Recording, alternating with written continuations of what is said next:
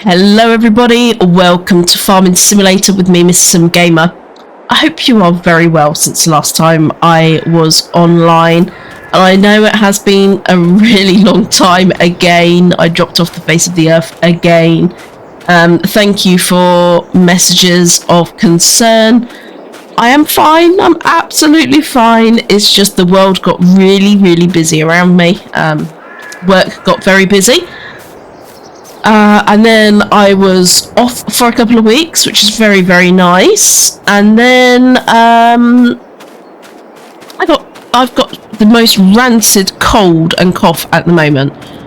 So I'm sitting here hoping that I don't sound too husky and have a lemon sip.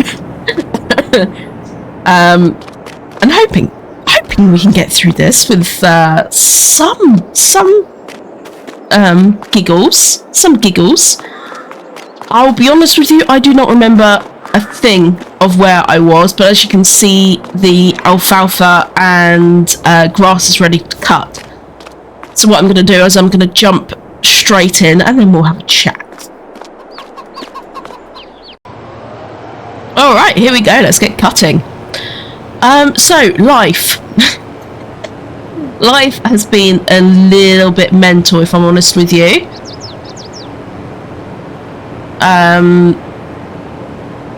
Had a tricky few months with my business.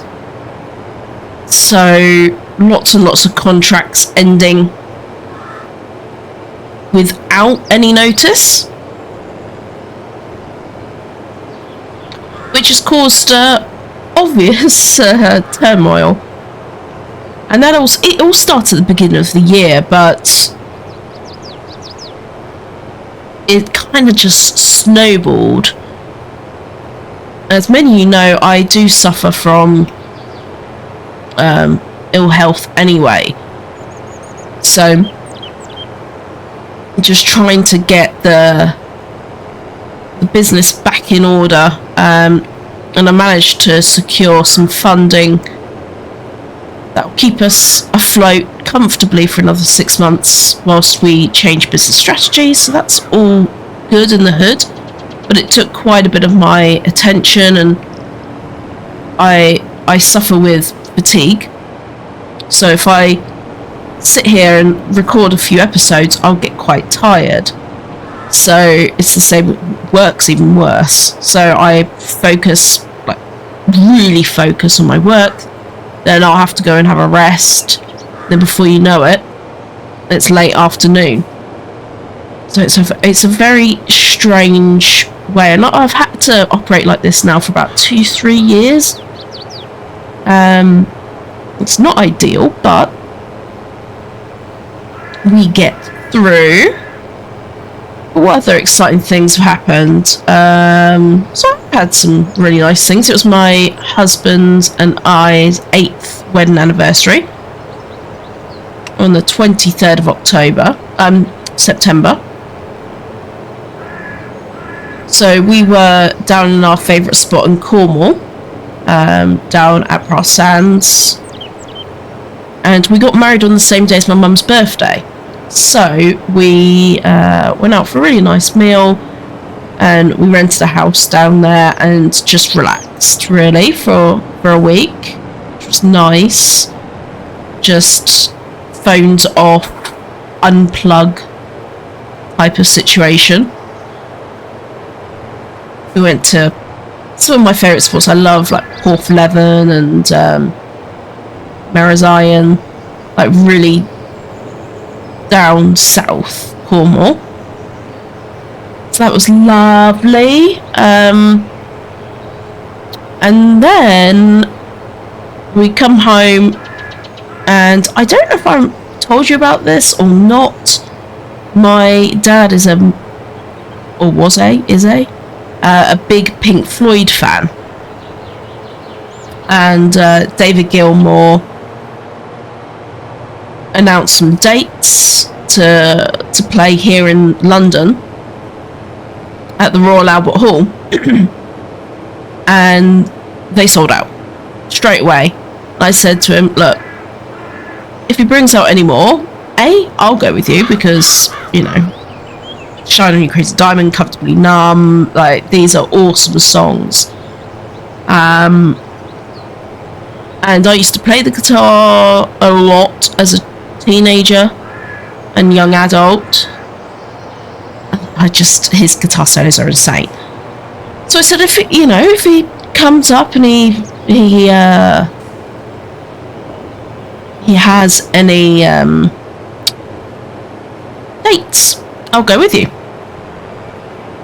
And this was back in, oh gosh, probably May time. He messaged me saying he's got dates in Rome, as in Rome in Italy. And of course, I love Rome. I've been there 3 times before. Such a beautiful city. And also, the food and wine is insane.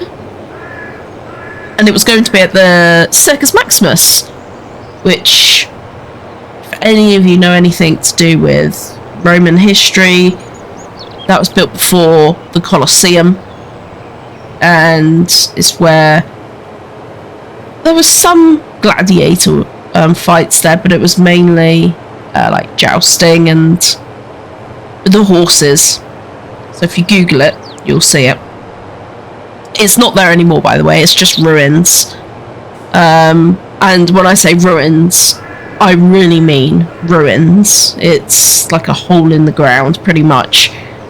But we did go, and it did make for an impressive venue. Still, even though it was not what you see in the pictures of what it used to be in its full glory. But we did that on the 1st of October. And that was the Luck and Strange tour. It was phenomenal. The sound, I just can't describe it. It actually went through your body. It was a very out-of-body experience.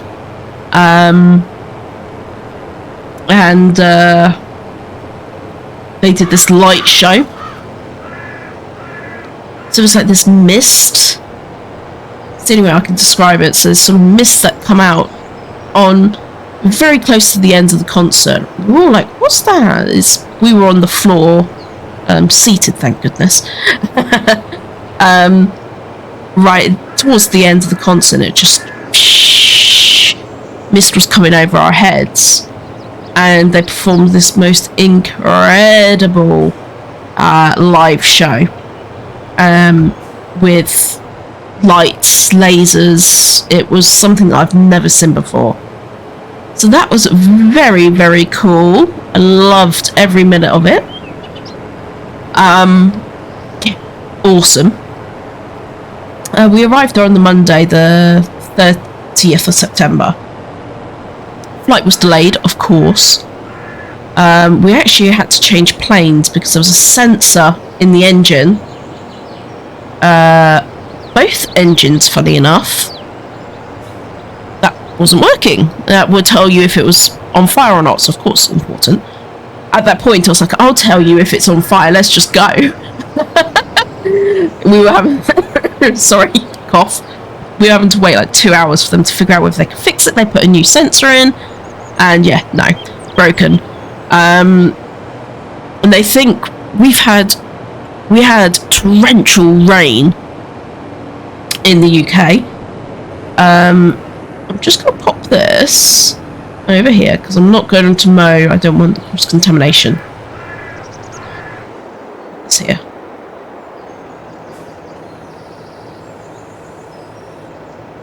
Come on. Don't be silly. Thank you very much. And when I'm saying don't be silly, I'm saying it to myself because clearly I've forgotten how to play. Oh, sorry guys.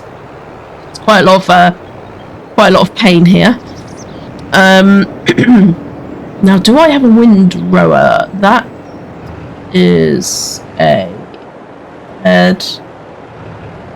Oh no, I don't. I ended up getting the what's its face, didn't I? Excuse me, darlings. Watch out! Watch out! Watch out! Watch out! Watch out! Scoot away. Quick power.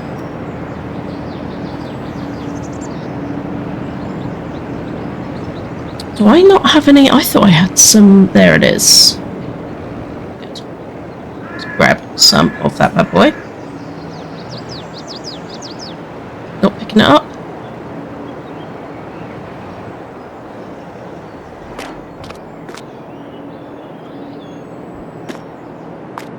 Let's pull this out over here. Oh dear. Where has that gone? Oh shoot, I've actually put it in the storage. Okay. Whoops. I'll continue telling my stories in a minute. Sorry, I am going to be having quite large brain farts because... Where does it end up coming out? Where did it come out?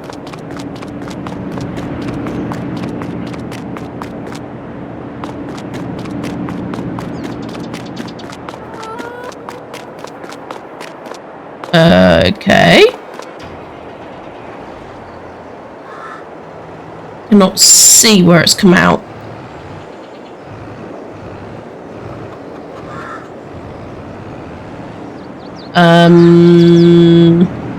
Oh, over there.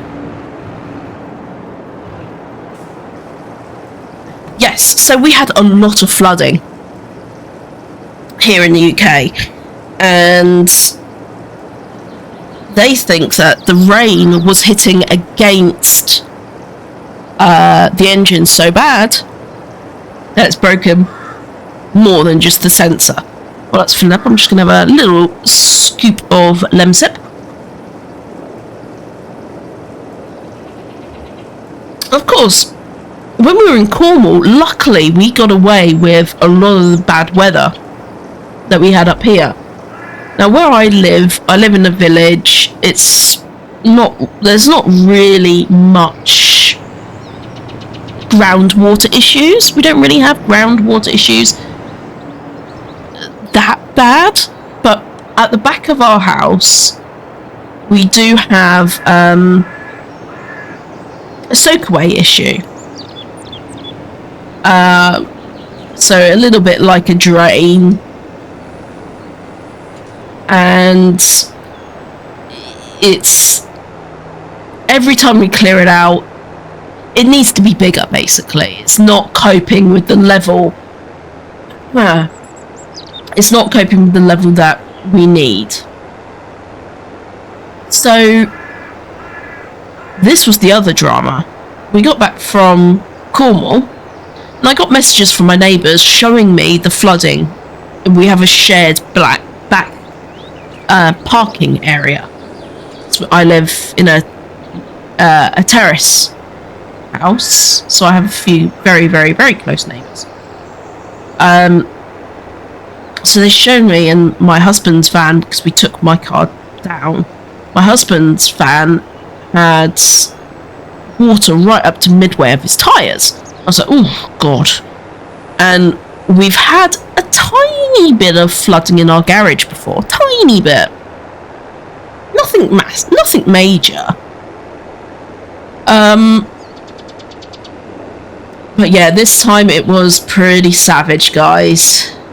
It was pretty savage. Yeah.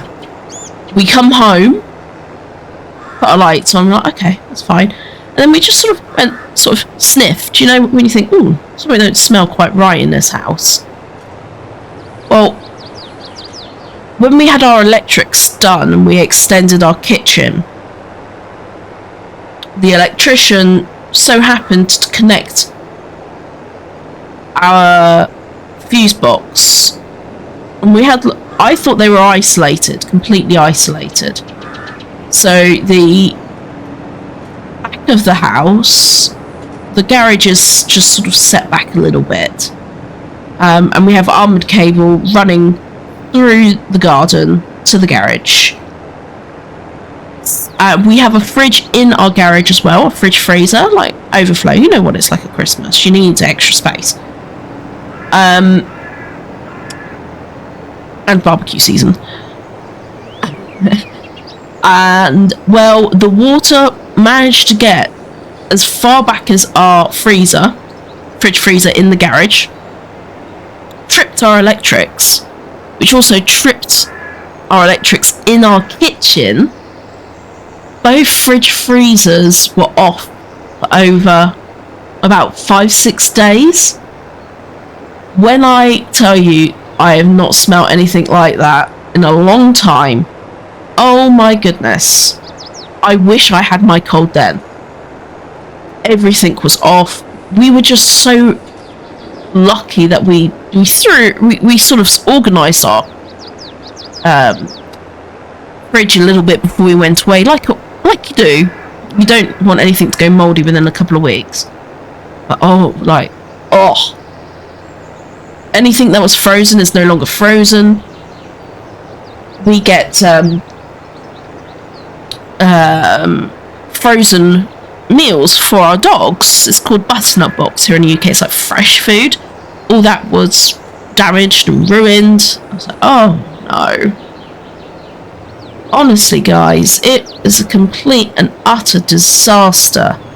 I don't know how on earth it happened. And of course, I didn't actually.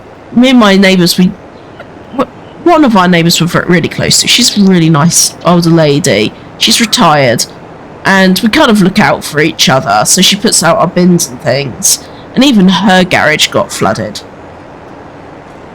So when we went to Rome, I left her a key just to keep an eye on the house, so that anything like this did not happen again. Oh my god.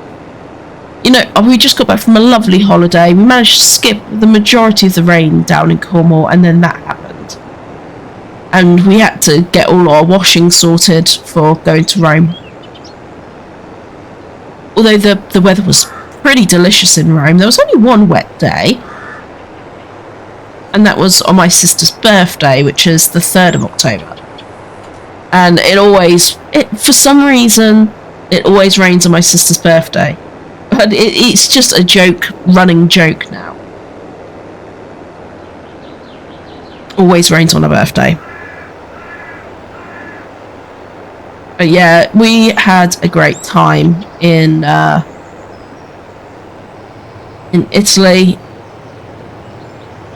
Kind of what we all needed. I haven't been abroad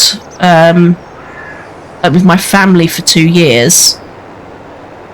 I've been to Florida for my husband's uncle's funeral, but not for enjoyment.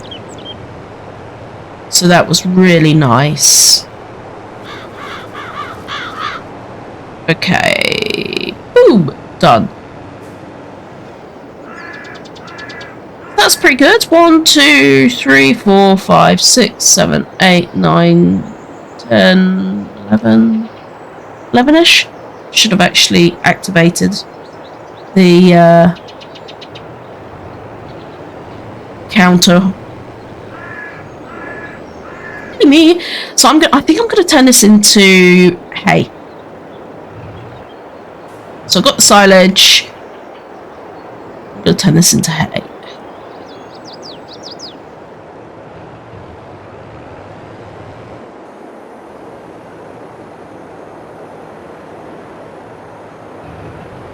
Alright guys, I need to blow my nose. And I don't want you guys to have to witness any of that, because of course, perfect image of me and everything. So I will be back and we'll crack on with this when I'm back. 2 moments.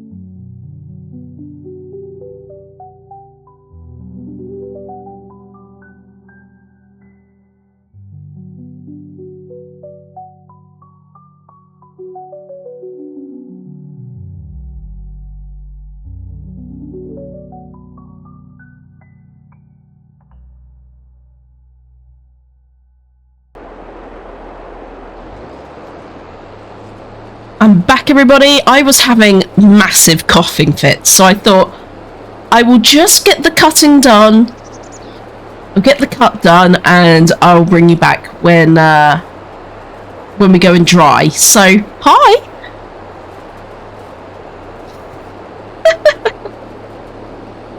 The effort is there, I promise. So, yeah, what were we talking about before my cold got the best of me? My travels, I think, wasn't it? So, yes, I went to... What did we do while we were there? So we went to the Roman Forum, and of course the Colosseum. And this time, because I've done all of those things before, but this time we went on the Gladiator platform, which, if you have a look at pictures of the Colosseum as it is now, you'll be able to see there's this little bit of wooden platform which comes out above what is now ruins, showing where the gladiators used to prepare before they got lifted up to battle.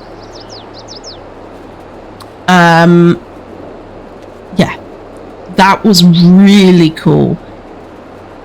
You sort of you're standing and getting the view of what they would have experienced. It's quite haunting, really. So that was really, really awesome. And then, of course, we went back in the Vatican. The Vatican back in 2013, I think. 2013? It was when the previous pope passed, and they were just choosing the new pope, and we were due to go to Rome to go to the Vatican, and we were waiting for that. If you know anything about when a pope is being selected, there is smoke which comes out, and it's grey, it's grey, it's grey, it's grey, it's grey, and then once they've chosen, it turns white. Thankfully, they chose before we were going, because otherwise we wouldn't have been able to go into the Sistine Chapel, which is where they make their decisions. And of course, the Sistine Chapel is where Michelangelo's magnificent work is on the ceiling. And then, it's Judgment Day, I think it is. Is it Judgment Day? Is on the wall. Just magnificent. Just every time I go there, my mind is absolutely blown. And there's no amount of time that you could spend in there and you would see all of the pieces. Fortunately, there is this other big part of me. If it wasn't for Michelangelo's art in the Sistine Chapel, there is this big part of me which I'm not sure I would go. Because for one organisation to have that much wealth is kind of, yeah, it's a little bit grotesque. Especially when there are people begging outside for money. It's just, yeah, it is a bit uncomfortable in some respects. But from an art point of view, it's just incredible to go in there, to see the architecture. Like it's spectacular. And if anyone on here has been to St Paul's Cathedral in London, that's the second largest basilica. The largest is the Vatican. And I learned a couple of things about the build of the basilica. Now, they were struggling with the build of the basilica because it was every design they were coming up with, it was too dark, or it was too heavy, or it was going to take too long. So Michelangelo at this time was in his 70s, and they got him involved in this project. He didn't charge any money. It was his gift to the church. And it was very, very tricky, and the design is just phenomenal. In fact, the original design was supposed to have 2 smaller basilicas either side of the main dome basilica, but it was too heavy for the structure to hold. So remarkably,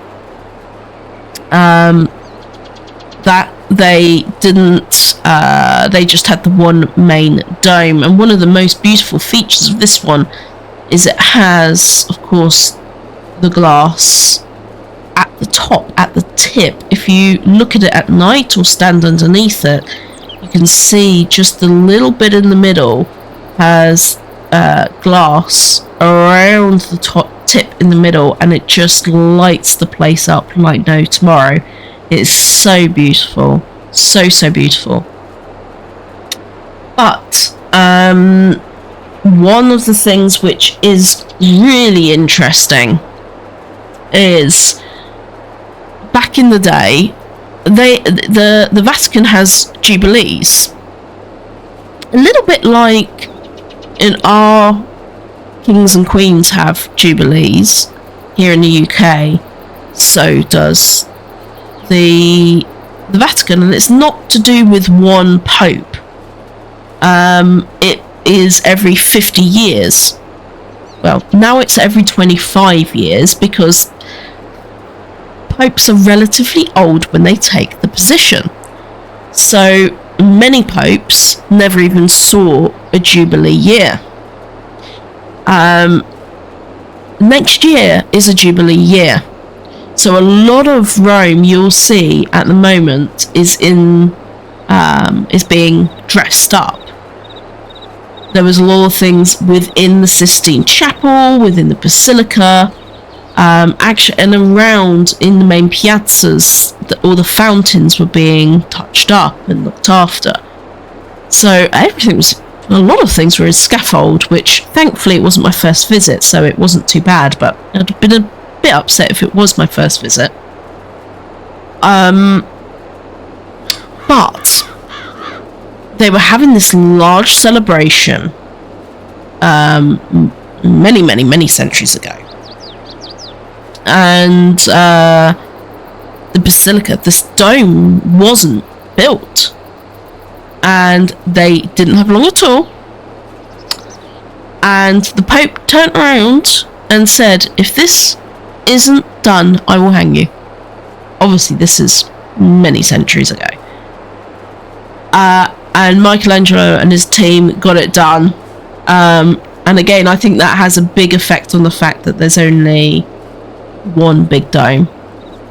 But it was done.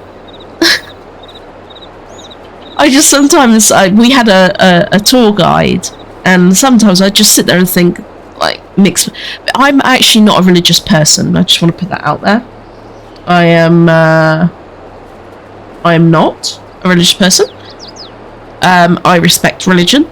I respect all different religions. I've got friends from many different types of religions, so. But I often get very conflicted when in areas like that particular church, because there is so much wealth, and there is so much. There's quite a lot of painted situations about it, but there is no doubting its absolute beauty inside, the architecture, the art. There's one room or one corridor I should say, which has tapestry, and at this time they managed to discover they could create an illusion with the tapestry. So if you stand in one, if you look at the tapestry from the left, the table in the tapestry would be looking at you from the left, and then you go to the other side and it's looking at you from the other side. And this was revolutionary for its time. Yeah. If you're ever in Rome, it is a must. It absolutely is a must.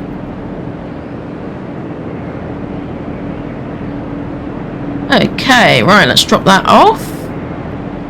I think that's my least powerful tractor. Whoopsie. So I will get back in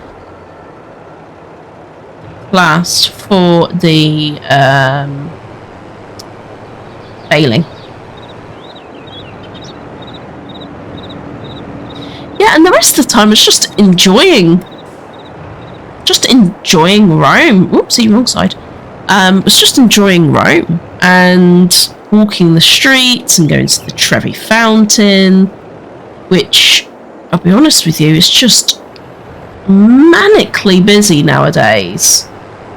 It's quite frightening. It's almost impossible to get to the fountain. I didn't even manage to put a coin in this time. You normally put a coin in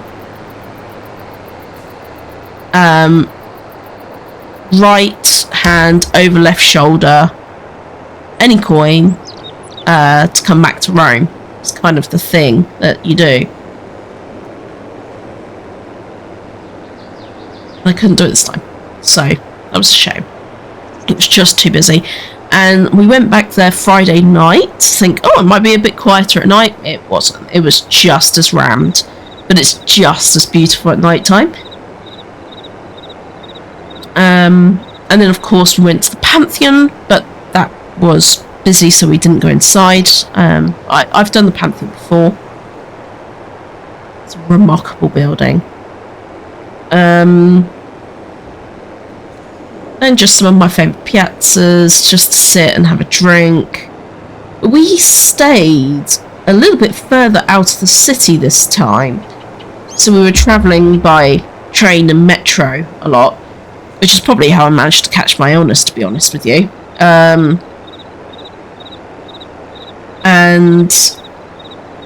honestly, it was just wonderful. One of the things I really liked about where we were staying was the cafe, which was about a 2-minute walk from our hotel. You could buy a coffee, like a cappuccino was €1.20. That's like, here now in the UK, you're lucky if you can buy a cappuccino for £3. That's if you're lucky. And they had the most unreal pastries. And when I say the best pastries I've ever tasted in my life, I mean it. They were €1.50 each. I was in my heaven, guys. Every morning, pastries, coffee. I normally drink black coffee at home, or an iced coffee. But their cappuccinos were just so lovely. In the morning, it was just perfect. Oh, I had one. I actually had two pretty much every morning. 2 cappuccinos and a pastry. And oh my goodness, they had these incredible custard donuts. Oh, heaven. And the food, I just went all in on the pasta. Like, all in. I had pasta for every single meal. Whether meatballs, I had pomodoro, which is one of my favourites, just really simple pomodoro. Lasagna, carbonara. Oh, I love carbonara. There's this other one which I've never really had here at home, because their carbonara in Rome is traditionally made with egg. If you get it here in the UK, they normally just make it with cream. The egg is the way it is, so when you go over there, it sort of looks really yellowy. It's lovely.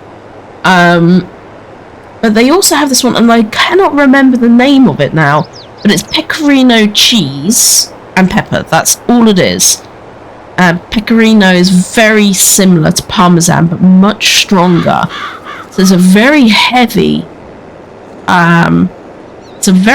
dish. But my goodness, so beautiful. And heavy, I mean, like rich, like very creamy rich, cheesy rich. It's delicious. Oh. But thankfully, we did quite a bit of walking, which didn't do my body much good. But we did do quite a lot of walking, so it counteracted maybe the pastries in the morning. Not the lunches and the dinners and the wine.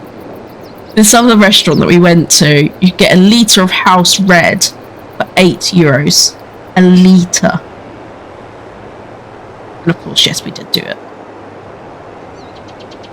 Just like, oh, heaven. Right, I'm going to try and find some more scraps to pick up.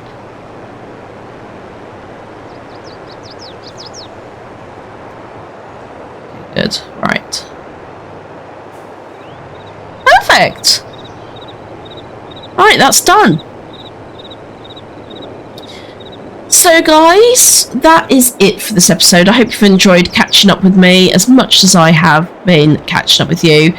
I don't really have a schedule at the moment. I'm just going to be recording as and when I can. So I do apologise, guys. I will try my best to get to something a little bit more stable. But I'm just not at that point where I can commit to really every single day at this time at the moment. Oh, we've still got a strip of those here. We need to get rid of that. So I do apologise, guys. I really do, and I hope you can forgive me, please. But anyway, thank you so much for being here. Big shout out again to all of you that have sent me a nice message, checking in on me. Love you all, and I'll catch you as soon as I possibly can. Bye for now.